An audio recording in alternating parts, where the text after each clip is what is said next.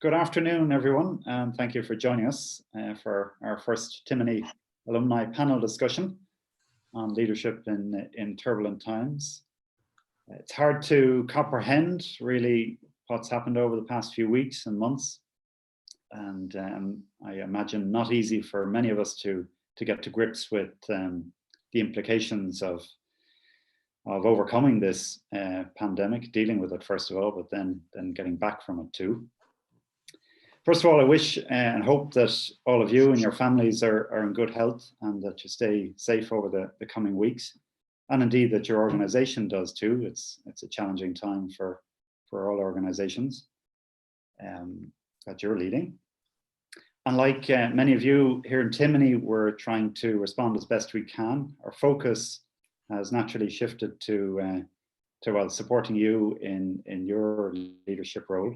As many of you are facing what I think we could aptly describe as the challenge of a lifetime, something that really will, in some ways, maybe define our leadership.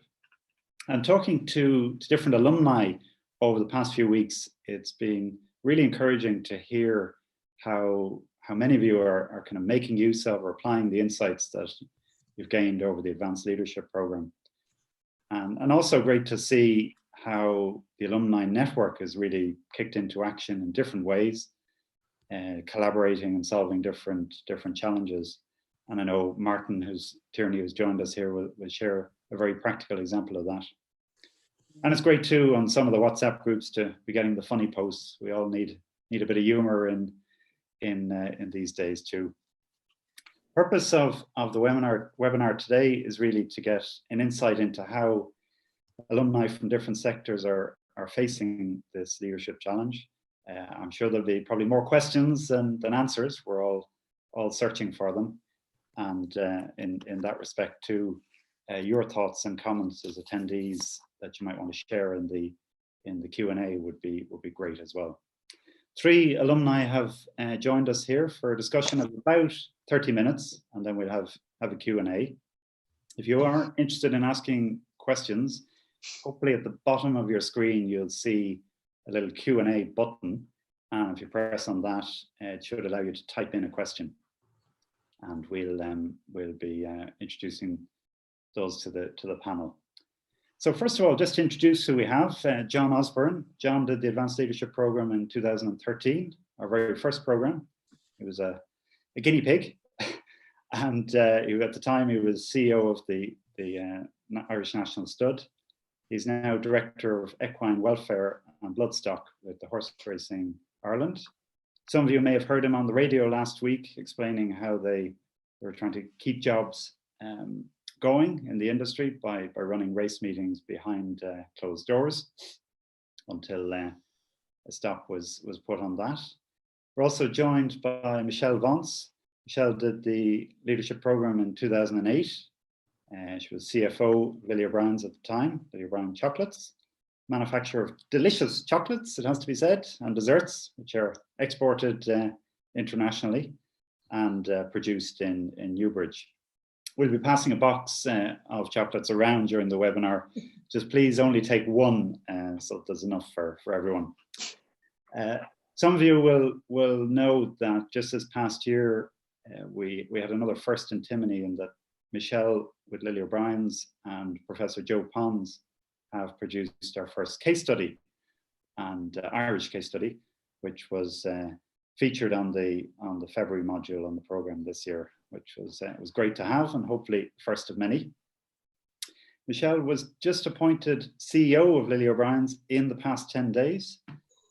What a job to get at such a time. So congratulations on your appointment, Michelle, and I hope this will certainly be testing you in different ways, and best of luck with it. And then finally, Martin Tierney, who did the ALP in 2017. Martin is CEO of Seating Matters, family-owned business in Limavady. And Seating Matters is an innovative manufacturer of healthcare seating, supplying hospitals and nursing homes. And has the very lofty objective of changing the world through healthcare seating, which is great.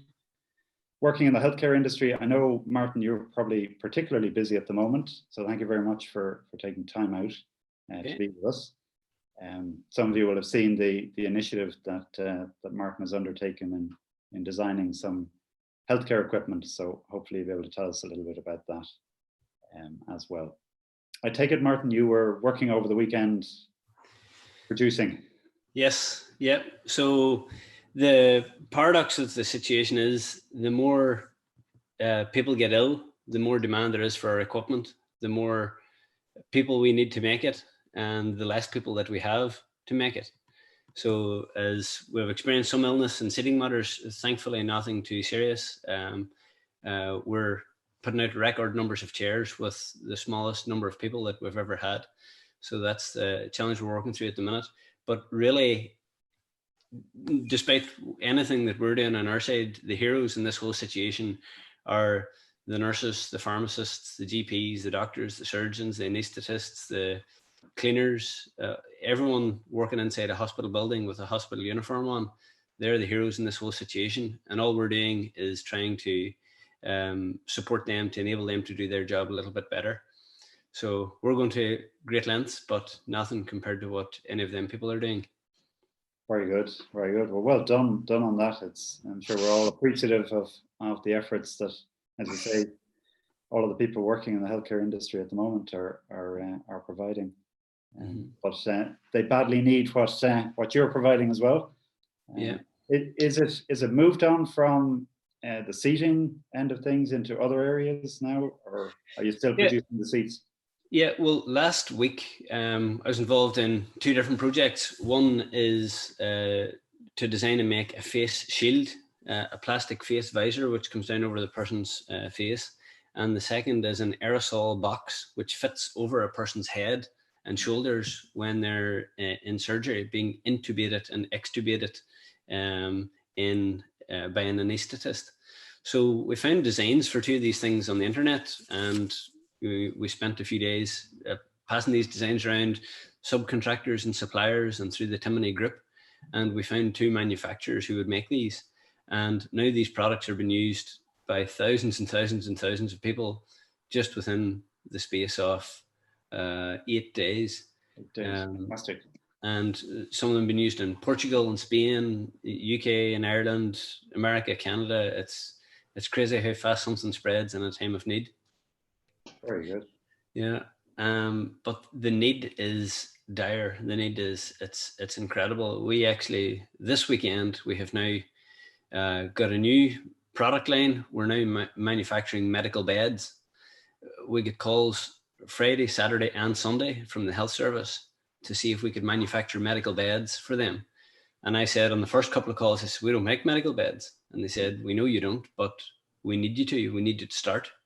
So we're started yesterday to manufacture our first medical bed. And by the end of this week, we're going to deliver 500 of them.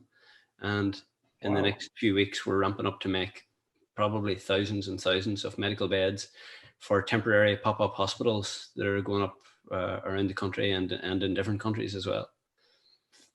Wow! And how are you managing to achieve this with your staff and distancing and so forth? How is it? How's that working?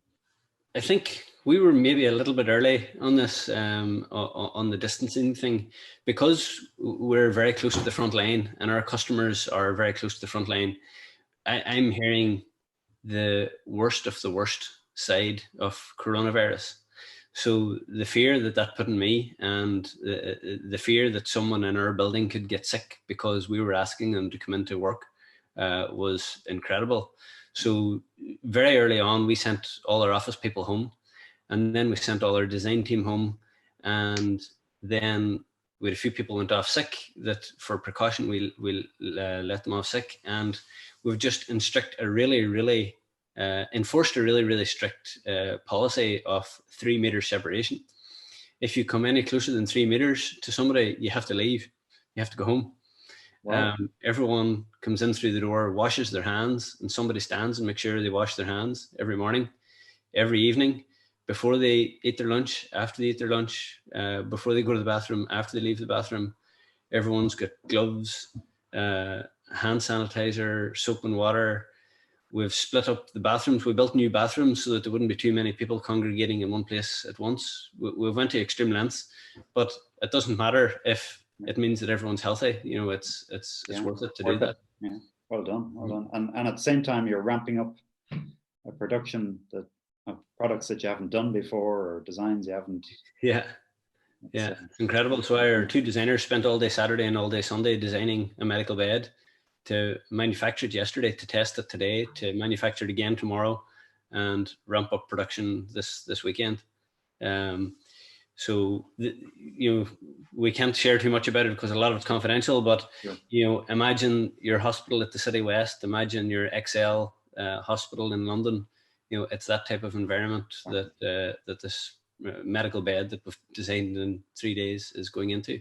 Fantastic, fantastic. Yeah. Well done, well done. That's brilliant. And Michelle, how have you managed to keep operating as well? Because you're in the food business, which is key to us all. I think we had to make a number of changes across the business, Ronan. Very early on, we needed to look at how do we reduce the number of people that were on site. So like everywhere, implementing remote office working initially where it was possible to do, but now 95% of people are working remotely. From a production line point of view, the production area was the easiest area to do because it's separated by machinery and equipment. The challenge was the packing area, where you could potentially have 28 people standing on a line packing at any one time. So quite early on, the operations team and I sat down and said we would reduce significantly the speed of the lines to allow us to separate people out a minimum of 2 meters apart from one another. And that went into place over 2 weeks ago. So we're accepting lower efficiency, we're accepting lower throughput, but we're accepting it because we're keeping our people safe. Unfortunately, as it has rolled out across the globe, we have seen an impact in sales, which means that the requirement to produce has reduced, which means that we're not under as much pressure to run longer hours than we need to. We also took part of your business is airline business is part of yours as well, isn't it? Yeah, airline was probably the first to be impacted. From early March, we started to see the impact. By early last week, for St. Patrick's week, orders had disappeared. We had to close down the potted desserts factory itself and redeploy those staff to other areas in the business. We took a decision to remove all agency staff from the site so that we could best protect our own Lily's full-time staff and just keep numbers absolutely to a minimum. We also implemented splitting the shifts. So we run a day shift and an evening shift, but they don't cross paths anymore. There's a 30-minute gap between when one shift leaves the plant and the next shift starts. And it's all about just creating those distances between people to keep them safe. Very good, very good. So it's managing, you're managing to keep up with it then. It's managing to keep up with it, and it's managing to keep people comfortable. Fear is probably the big factor, that when you do have large numbers of people operating on one site, you are always trying to manage employee fear. And the last thing you want to do is expose anybody to risk. To risk, yeah, very good, very good. And John, can you fill us in a little bit on the horse racing industry? I know there was a bit of controversy, understandably, around Cheltenham and the perception that maybe there were more important things to be focused on. But obviously there are a lot of livelihoods depending on the sector that you're looking out for. Yeah, it's been a difficult month. And I suppose everyone's aware of the speed at which the story has unfolded. You know, the Cheltenham thing is not directly under our control, but it obviously is a target for many of the Irish horses after a long, hard season, and it's the pinnacle. So there was a momentum built up about Cheltenham, you know, to the extent that in Britain they never even questioned that it was going to go ahead. Ironically, the day after it finished, they started to change, and within 4 days of Cheltenham closing, all English racing had stopped. So that's how quickly things changed. It certainly, you know, it drew a lot of attention, a lot of people congregating, but, you know, we felt a little bit if whatever, like there was a Liverpool match that week it seemed to raise no eyebrows, whereas Cheltenham did. It seemed to attract all the attention, even though, yeah, anyway, it's a similar type of arrangement. But anyway, hindsight is wonderful, and there's no point looking back. A lot of Irish people travelled and whatever else. Our own decision was, that sort of the Broadway philosophy of, the show must go on, and we created a way of staging our race meetings in a completely different way, which complied with all the regulations and were approved by the authorities to say, yeah, fire ahead, try it anyway. And we tried it, and we had 9 fixtures, which showed that it could be done, but eventually the protocols were tightened up another notch, and we finished racing about a week ago. So we've had to readapt to that as well. So it's a very complex business. It looks simple on the outside, but we worked it out once that each race meeting involves the engaging with at least 65 different service provision entities, not people, I mean entities or specialities. It's incredibly complex to get everything together, to do it safely and well. And there are, as you say, a lot of jobs at stake here. Like it's an industry that we've been saying for a long time. It sustains 28,000 full-time jobs in Ireland. It's a huge industry. It's a €2 billion industry. It's the 5th biggest agricultural export.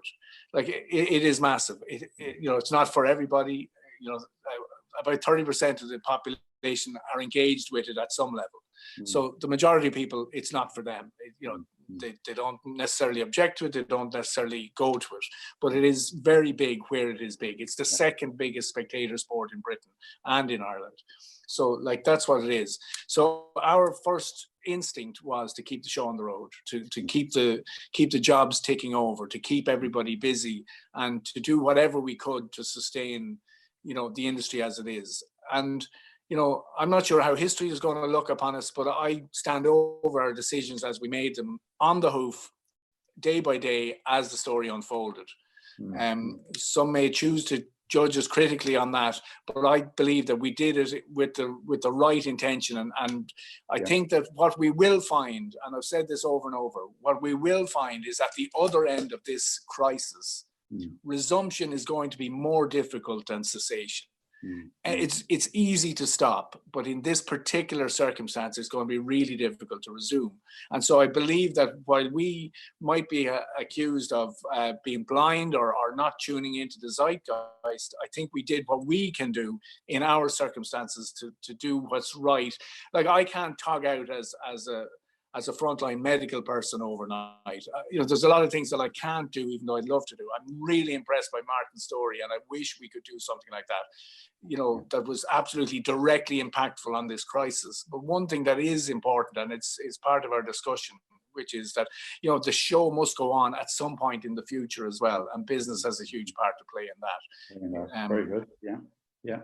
And just, I suppose on that, like each of you have mentioned in different ways, but Martin, if I go back to you, what's been the most difficult decision about all of this that you've had to make? Because obviously, the case studies that we discuss in leadership programs, we often come out with the thing, there's no right answer, that it isn't that easy to find the right solution. But at the end of the day, you have to make a decision on some of these things. The answer is easy, but it's a very difficult problem. The answer to that is, who do you help first? If you're looking in a swimming pool and there's 1,000 people drowning, which of them do you go and save? Yeah. And that's literally the decision that we've been making over the last week. Who do you help first? And not that the people are drowning, but the people are at risk of infection. And by getting one of our chairs, they'll get out of hospital maybe a day quicker, maybe get home, maybe get away from that environment where other people are sick and potential contamination. With the face shields, who do you allocate a face shield to in a hospital? Do you give it to the person that runs the nursing home, or do you give it to the person in the ICU, or do you give it to the person who's in the community going around visiting house to house? You know, and if how you are have a making million those of them, decisions? we had to make them, but they're very difficult to make. Very difficult, yeah. And if you have a million of them, it's still not enough. You know, the demand from the Northern Ireland Health Service alone is for 120,000 face shields per week. Wow. So you had a call yesterday from another Timoney person that they have a friend working in a hospital and he wants 20,000 per week. But you know, it's just the demand is endless, and it's who do you help first? So that's the big challenge. But again, like John said, you know, you make your decision based on the information that's available at the time. You know, make it on the hoof and try and make it as best you can and live with it. Yeah. And deal with it. Very good. Yeah, Michelle, what's been from decision point of view? What's been the challenge for you? The challenge is trying to make the right decisions with an unknown period of time that we're facing into, and like forecasting at this point in time for any business is nigh on impossible, because the speed of change is so fast that you've only just finished and you're back starting again, or something has changed.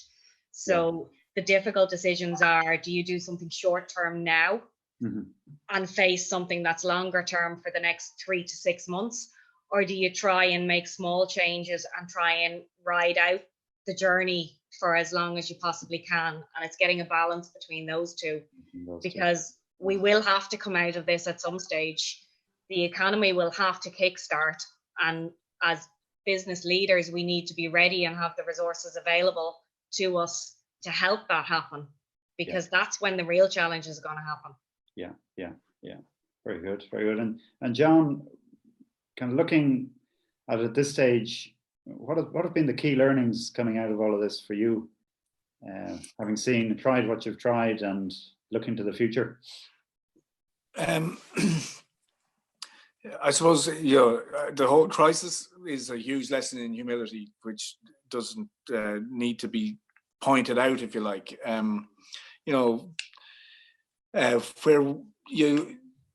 When you think about values and your core beliefs, I mean, you really get tested under this sort of pressure. And I suppose, if hell freezes over, would you still do what you're doing? And I suppose we tried to stay true to that, even if it wasn't universally agreed with or accepted. So that's a communication thing about, is your core value digestible to everybody? You know what I mean? Can everybody get it?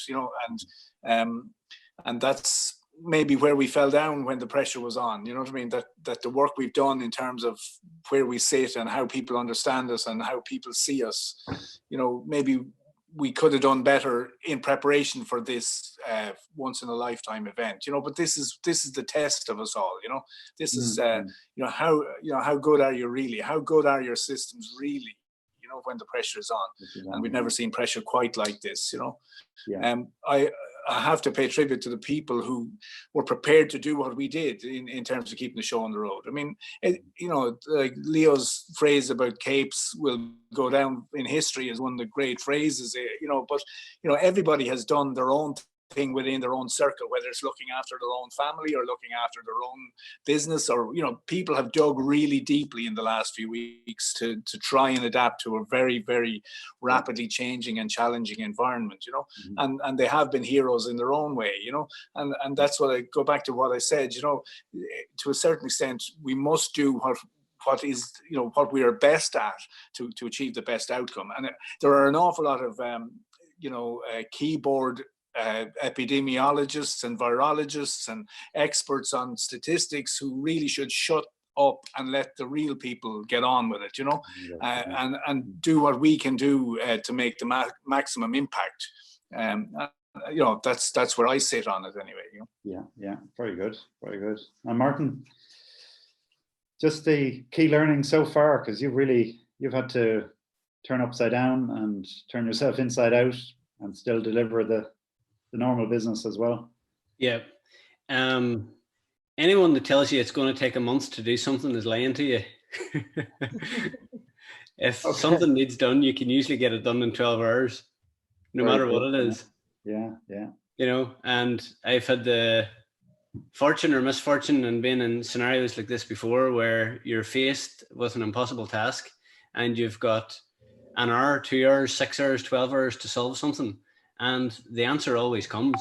And it's belief and faith in all different types of things, but belief and faith in the people around you is an important part of that as well.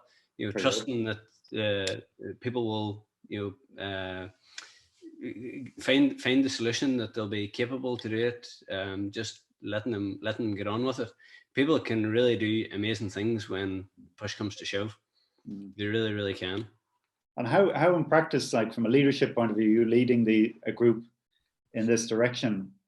You mentioned it there about letting them at it and trusting people, but how at the same time you've obviously you've engendered or inspired them in some way to really get around this and solve it in a quick way. So what else did you bring to the party? Yeah, I think, like, from our perspective, it's really easy to motivate people, because we're working with patients who are, this is the most challenging time of their life when they come to needing one of our products. You know, it's a huge trauma for the person, for the family, for the caregivers, for everyone. So, you know, to go to a supplier of steel and to say, you know, I want to get you really excited about making a coat holder here, or a hat stand, or a whatever, it'd not be that easy to do. But, you know, in our industry, when people hear what we're doing, like, the offers of help that we've had in the last week are incredible. For the face shields, the plan was on Sunday afternoon to distribute them directly to every hospital that we could. And it didn't work out that way, because the health service are distributing them on their own, which is fair enough. But on Sunday afternoon, we had decided that we were going to distribute them to every hospital and get them delivered to every hospital ward. So I went to our local van supplier, McPeak's Vans, and they said, the keys to any vehicle in our yard, you can have them. I called their insurance supplier, Colin Mullen, and he says, yep, we'll get you insurance, no problem. And I put out WhatsApp to, you know, a load of people, and we got 30 drivers, 4 lorries, and 6 box vans, all within a couple of hours. So, you know, if you had told anyone, I need a fleet of vehicles sitting in my yard this afternoon, they'd say it's impossible. You couldn't do it. You know, but when you've got a good cause and you can rally people around something, you know, you can really move mountains in a short space of time. And at the same time, you're overcoming fear there. I mean, the fear you mentioned, because people have to put themselves at risk in some ways over, you know, working together, and in a time when everyone's been told to stay at home. So yes. It's very good.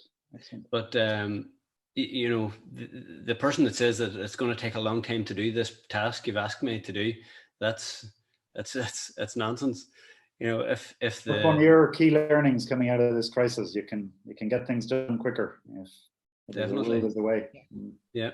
And Michelle, what kind of key learnings are coming out of this for you? I think key learnings are, I suppose, the world turned upside down, and even if you take it from a lot of companies like ourselves would have had a policy on not working remotely. And I think key learnings are, when push comes to shove, you can do anything. You can set people up at home and they will inherently work because they trust you as an employer and you trust them to get a job done. People want to help in times of hardship. And that has been a real learning, is the number of people that have rang my phone and said, I'm here, what do you need me to do? I don't care whether or not it's packing boxes of chocolates, or you need me to ring customers for payments. Whatever it is you need, we're here. So I think people inherently want to help in times of hardship. And it's been a real key learning for me. Very good. Very good. Excellent. And John, is there anything different you're thinking of doing differently now, the way you're running the operations when things do get back up and running? Well, yeah, we'd love to have a picture of what it will be like in terms of rebuilding, you know. Like, our industry is globally interconnected. There's 30 something countries with a very advanced horse racing, game going on, and so when one market was down, another market was up. This is a situation which has impacted all markets simultaneously. We've a lot of stock in the pipeline at an industry level. Horses that were are young and ready to go into the racing program somewhere. All those markets are going to be a little bit tighter this year, and there's no safety valve of money from America, as the expression used to be, to help out in this particular situation. So you're talking about probably having to restart from a lower base at every level, and start rebuilding again. But we've done it before, and it's not that long ago. So we can do it again. But it's going to be a completely different landscape, that's for sure. Yeah. And what you were, I think you were saying to me a few days ago, that the experience you had in continuing it on later.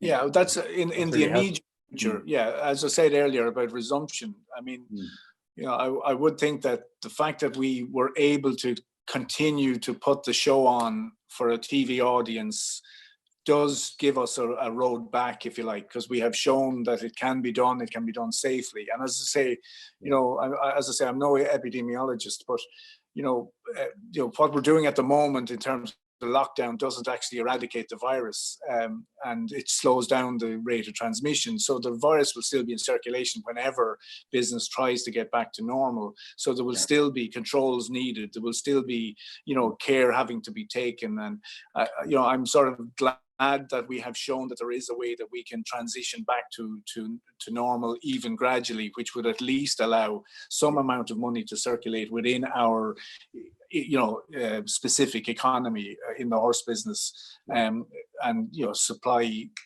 product to the betting industry, which is one of the key drivers financially for us. We're a multifaceted business in terms of income stream, but the betting industry would be one of our biggest customers, if you like. People associated with the champagne set who are on site for fun and games, and that's a big audience or customer base as well. And then there's obviously the bloodstock industry itself, which is providing the horses, which is obviously very much dependent upon us. We can at least produce a product for the betting industry, having shown that we can do it safely and within the regulations, if you like. But that's only a temporary segue back into normality. It wouldn't be for all time. And just on that, Martin, I suppose there is a feeling that this, while we might come out of this lockdown or restricted movement in the next couple of weeks or months again, it might arise in the autumn that we have a similar sort of, or maybe not as extreme, but a structured reduction in activity. How would you be preparing sort of for that? Based on what you've experienced so far, or any advice you would have for people in light of what we've just been through or are going through? I think the world is definitely going to be a different place in 6 months, 12 months time. It really is. Like last year I'd have taken easily 100 flights, maybe 150 or 200 flights. I don't think I'll do that again. Look how many people we can speak to right now. 57 people from my living room. And I'm still wearing my slippers from this morning. At least that, anyway. I have my pajamas on from the waist down. The world is. Take your word of it, Martin. The world is going to be a different place from that perspective. I think people will actually travel less. I think instead of flying and driving and hiring a car to go and have that 2-hour meeting, people will do that by Skype in the future. For us, our business is a very personal, hands-on thing, because you have to bring a chair or bring a product into a person with a disability and set it up and use it. And but even with that, this week we're doing consultations by phone, by Skype and WhatsApp video and everything to get people seated in nursing homes around the country that can't have a visitor anymore. Oh, okay. And you would always have done visits before, would you? Always done a visit, yeah. But now we just have to now, and people are figuring out that that's actually really beneficial. they can get their problem solved in 15 minutes rather than have someone to come in and disturb their whole day by a meeting. Very good. So that's a big thing for us. But on a hopeful side, on a positive outlook on it as well, I do think now that this virus has affected the Western English-speaking world, that I do think all of the best minds are focused on finding a resolution to this, finding a vaccination or a treatment or something. And there'll be greater coordination between Australia, Britain, America, Canada, Ireland than there will between France and China, for example. So now that all these English-speaking countries have been impacted, I think they'll find a resolution quicker than they could have before. And that's my positive outlook on the medium term. Good. Very good. Excellent. Michelle, how will it affect you, do you think, going forward? Will you be doing things differently?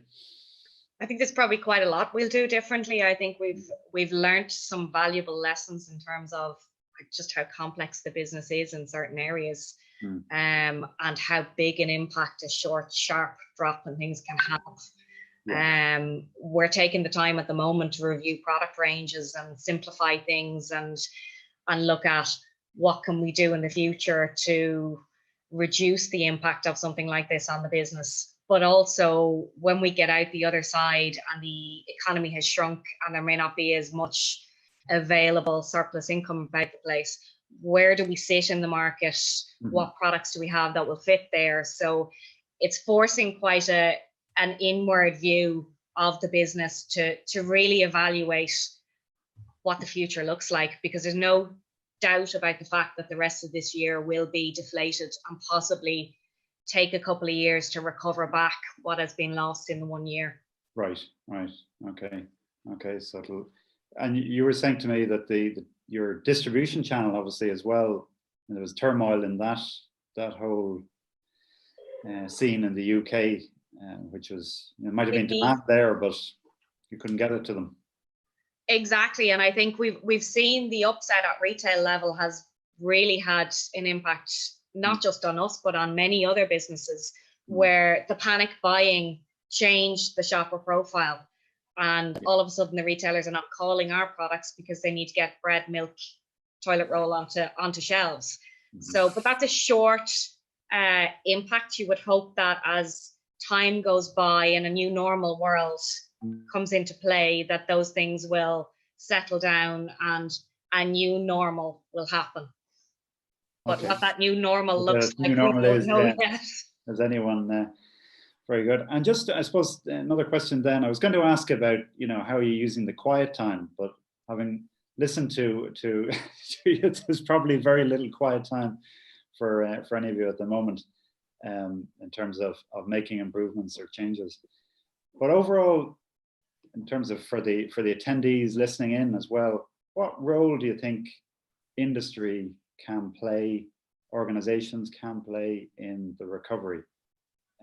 Obviously, very specifically, Martin, you've done something very, practical and tangible. But there are other organizations out there that may not have that option. But overall, any ideas or advice as to what we can do as we go through this and come out the other end for industries generally? I think industry. Sorry, John, do you want to go ahead? You, Michelle, go ahead. Yeah. Industry needs to, at this point, take a supportive role of one another. Every business throughout Ireland, UK, and across the world is going to be impacted by this. So we are going to have to find new ways of working together. And even as we work through the issues that are there with supply of cash, with working capital, all of those things, it's having consideration for the businesses and the supply chain that you're working in, but understanding that everybody is under pressure and that we will need to collaborate in ways that have never been dreamed of before for everybody to survive this.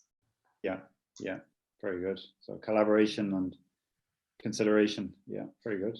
John, would you have any thoughts on that? I read a book a number of years ago, it could be 10 years old or more, I can't even remember the author, but it was called The Rational Optimist. And it ties in with some of what Martin was saying. back then, like you said, there's never been a better time in the world because of the speed of transmission of ideas. 500 years ago, inventors had to wait for the ship to come in, literally, to hear the idea of one other person. Now, ideas are shared instantaneously across the networks. And so you've got this huge brain power that we've never had before in the history of the human race. And it can be brought together, particularly in this situation where there's a common enemy, if you like. So that's a good thing. If we can only just capture some of that magic that's in the air right now of people collaborating and helping each other, which is great. I'm not guaranteeing that normal service will resume in terms of everyone grabbing their own piece, but we'll see. I mean, from our point of view, I mean, we depend on people resuming not just normality, the ability to celebrate, the ability to have fun. We're in the leisure and fun business. And sometimes even recovery will be first, and then the ability to celebrate will come at a respective distance thereafter. We found that after the last crash, which was a completely different circumstance, but even then, in the few years post-crash, people didn't want to have ostentation. They didn't want to be seen to be overdoing it. That's a challenge for us as well, to allow people to access the fun of it, but in a modest way. Very good. And just Carol Daly has popped in a question for the panel, which I think, building on what you were just saying there, like, do you feel that the situation is going to make humanity think again about what's important, or will there be, getting through this and back to normal as soon as we can? Do you think there's been a shift in this? I think from my perspective, there's two really important things that people have to realize that come out of this. And for me, the two important things are, number one, manufacturing isn't sexy, but who needs manufacturing more right now than this country, when they can't get stuff from China, when you can't wait on a ship to come in from somewhere else? Yeah. If you need face visors, and a company in County Derry can make 1.5 million of them, or you can spend 240 million flying planes to China to get it, well, surely we should be investing in manufacturing in our own country. And yes, it might be a little bit more expensive. Yes, the people need paid a little bit more, but when you need it, it's up the road, rather than flying planes to the other side of the world for it. That's number one. Picking up defective stuff as well. Pardon? And perhaps picking up defective goods as well, which has been one of the risks that's arisen in different countries. Danish health system had to recall hundreds of thousands of masks, breathing masks from China that were just totally a rip-off. They didn't meet the standard. So I think there'll be a newfound respect for manufacturing, and I do hope that government, healthcare industry as a whole will take time to invest and spend a little bit more on something that's made close to home, rather than relying on China to provide everything that we need. That's number one. Number two is, who are the important people in our economy right now? All the, what they used to be called low-skilled workers, they're the people that we depend on at the moment. The caregiver in the nursing home that takes the people to the bathroom, she's the most important person at the minute. The man that empties the bins when you're stuck in your house. The man that drives the DHL or the TNT delivery van is the most important man in the town at the minute. It's not the accountant, it's not the solicitor. Sorry, Brian Lynch, if you're on the line. It's not, it's not all the people that historically we've put on a pedestal. The most important people in the economy right now are, they're now called key workers. A month ago, they were called low-skilled or unskilled workers. Very good point. Yeah, very good point. And how do you think that appreciation will be shown? I mean, it's very nice to see this idea of sort of 8 o'clock in the evening going out to clap for healthcare workers. But as you say, there's a lot of people who are helping at that level. Do you think? Well, I'm not an advocate for increasing tax or anything like that, but I do think that healthcare workers should be paid more. Definitely, 100%. They do a difficult job that nobody in this call could do. Not one of us could do that job. and it's higher risk. It's more physically demanding. It's more mentally demanding. They should be higher paid than they are, definitely. The nurses in the UK, the nurses in Northern Ireland were on strike at Christmas time because they weren't getting enough money, and their pay raise equated to £46 per month or something like that. Yeah. And now, you know, they found billions for healthcare. So I do feel that the very basics, you know, if you work in a caring profession, maybe you get a Christmas dinner for free. Yeah. You know, maybe you get your birthday off. You know, maybe you get an extra day's holiday in the year, or maybe you get a contribution towards childcare. You know, there should definitely be something for these former unskilled workers who are now known as key workers. Key workers, yeah, very good, very good. Brian Lynch has intervened there to say accountants will always be needed. But obviously not solicitors, Brian, so okay. Michelle, Peter Keogh was asked a question there about how do we manage the need to be realistic about the negative implications, which we all are experiencing for business in the long run, and at the same time be optimistic and positive. It's a difficult one to do. I think we are in uncharted territories. I think we have an obligation to keep our staff motivated, and fundamentally businesses that are strong will continue, and when this is over they will rebuild and start up again normal activity. I think communication with people constantly as to what's happening right now is key. Even coming back to, I think that for a lot of businesses that have implemented remote working over the last number of weeks, mental health is probably the biggest question that I've got with all of my employees, and how do we keep everybody motivated and communicating when they're working in their bedroom or they're working in the back kitchen. And within 2 weeks of certain people working remote, you could see the impact of isolation on them, and then trying to claw back with people and say, and put in rigid structures to say that you need to have team meetings at 9 o'clock in the morning, you need to have a team meeting in the afternoon, you need to communicate constantly. We say these things all of the time, but we need to now make sure that we're doing them. They happen. They happen for people. A little one I think I had said to you was where we were having a meeting and we said, look, everybody breaks for coffee at 11 o'clock. Let's Skype call or let's WhatsApp call, and let's all sit around the table and have a cup of tea and a biscuit and have a chat that's not work related. So you're maintaining that relationship that isn't just a work one, but it's obviously much deeper than that, more personal. The relationships are key, and the relationships are what are going to keep businesses motivated over the next couple of months. The negative forecasts are there, and I think employees will always be aware of them. But in the back of that, you always have to have the element of positivity of what is the next step that we're going to do to build back up. And that's where communicating the plans for the future come into it, it's either product rationalization or simplification of the business, or maybe I've put our food service guys onto a plan for, okay, when things open back up again, what are your main focus areas? Which customers do you think you can go to? What are the products that you'd like to present to them? So that you're keeping them motivated, knowing that there is future there. Very good, very good. And Martin, Laura Lynch has just come in with a question complimenting the fact that you're a renowned leader in lean manufacturing.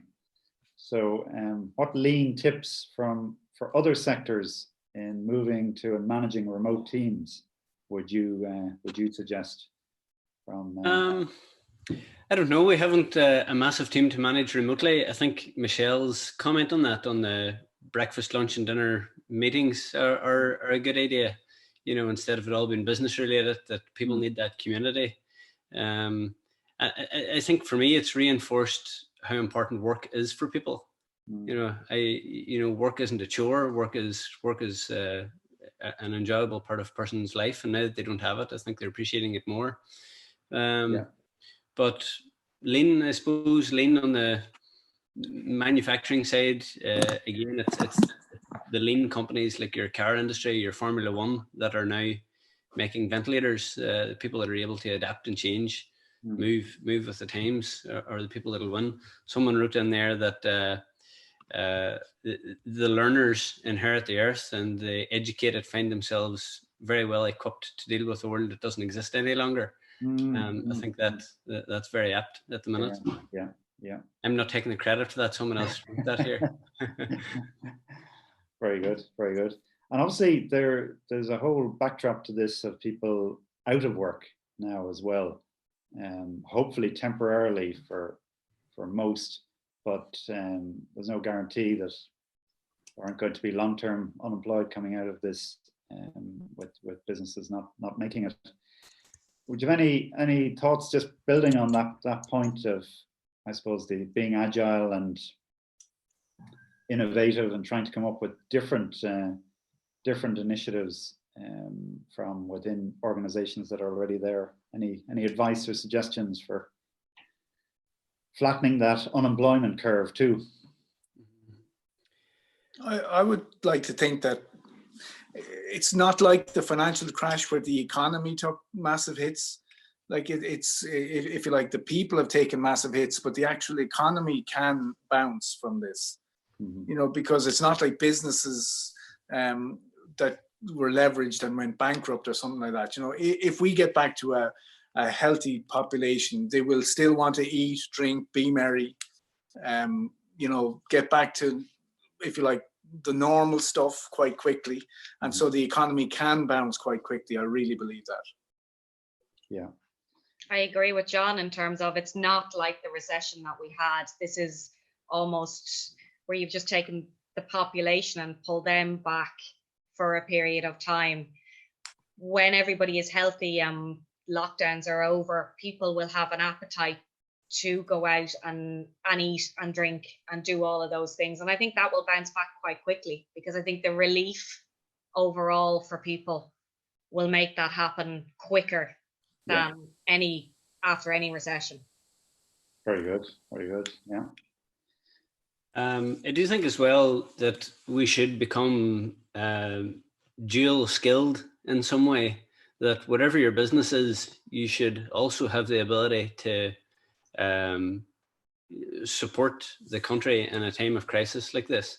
Like Block Blinds make blinds for Velux windows for a living, but now they're making face shields for healthcare workers, you know. And could other businesses adapt and change, or have a dual function in a time of crisis like this again, where you could provide some vital part or a vital assistance to the healthcare system, for example? Yeah. You know, should like a clothing manufacturer have a standby of making, you know, face shields or masks or scrubs or something like O'Neill's have done? O'Neill's been able to pivot on that very quick, which is fantastic for them. Yeah. But, you know, it's hard to predict if this is ever going to happen again. Sure, but you'd like to think if it did happen in another 5 years, we would be much better prepared than we are today. What is that preparation? I mean, is there something that distinguishes an organization like yours or O'Neill's or others who've leaped into the breach, and ones where they haven't? Maybe they've closed up shop and they haven't seen how they could help. What's the leadership skill there that is in evidence, where you can? My father said the business was like being married. You had to do it before you get sense, or after you lose it. So maybe it's a part of that. You just get on with it and figure it out. Maybe it'll work and maybe it won't. Yes, very good. Okay, Mark McCormick has brought in an interesting angle here. We are obviously very much into learning, everybody on the call. So, any advice for people who are off work, to invest in their own learning, maybe even coaching? Any thoughts on that, and what you'd be recommending to your own teams in that space to make use of the perhaps working from home, slightly quieter, no commute time, and so forth? John, would you have any thoughts on that? Well, we haven't quite done it yet, but we have kicked it around, like opportunities, and at a very basic level, where it's almost like the knitting circle. where you actually learn some very basic or upskilling on very basic tasks as a communal effort. So it's kind of social as well as learning, so that we come out of it with some of the simpler tasks. And I'm talking about how to manage the extreme functionality of an Excel spreadsheet or something like that, that we always think we'd love to master that, but we never seem to get around to doing it, you know. And then if you did that in groups, it would be something to keep people in touch that was work related, but as Michelle is saying, it wasn't necessarily hardcore work. It was upskilling, you know. So we're working on some ideas like that, particularly now that we've all got a little more comfortable with the functionality of Zoom and things like that. Yeah, very good, very practical. Anything to add to that, Michelle? We haven't done anything here as yet because we've been up to your eyes trying to keep things rolling. But if we do end up in an extended period of quieter times, it's certainly something that we should be looking at with people in terms of not just upskilling technical skills, but maybe getting them on some learning and development programs that we would have run ordinarily as part of the normal year, but we'll have to find a more creative way to do it now with people working from home. Very good, excellent.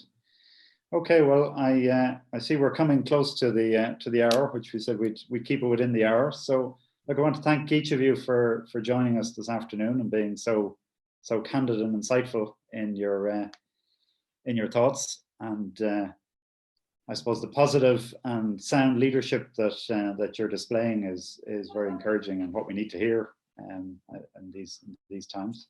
Thank you also to all the people who've been attending, and for the questions that you've been throwing in as well. They've been very useful. Thanks to, in the background, to Claire and Alison, who've been looking after the technology and the questions and fielding them there.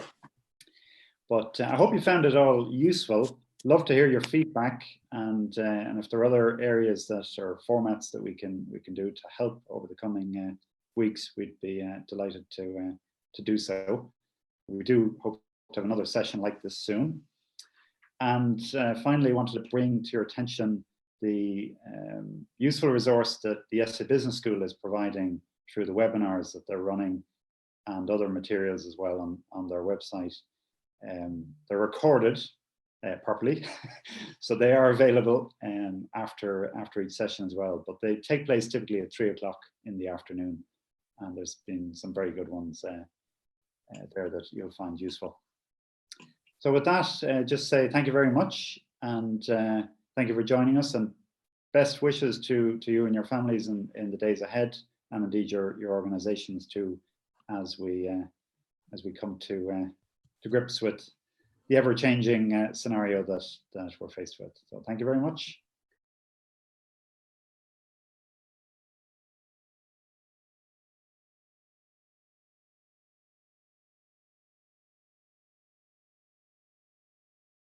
But the other thing is the face shield, and we put that out on WhatsApp to loads of people, and loads of companies came back and said, yeah, we could do this and we could do that. And Dara O'Reilly from Equine Group said, yep, we'll give you plastic. We'll give you 2.5 tons of plastic for free. Our foam manufacturer that supplies our foam, they said, yep, no problem. We'll reopen part of the factory, bring in more people, and we'll make the foam. Block Blinds in Marafelt, County Derry, they said we could cut the plastic. But then a couple of days later, Block Blinds factory had to close because they were an essential worker, or they weren't an essential worker. Right. So they had 100 people sitting at home, and they said, sure, why don't we bring everyone in and assemble the face shields? So now they have 100 people building face shields, and they're going to make 1.5 million of them in the next 8 weeks. Wow. So the design that you've come up with? Yeah, well, it's the design that we found, and you just connected to people, and we're not really involved in it anymore. But Block Blinds are, because they have 100 people sitting idle, they're able to make use of it. But it shows the power of business. Amazing. You know, and they're being sold on the internet by medical companies for £20, and they're supplying them to the health service for less than £2. Wow. Wow. Brilliant.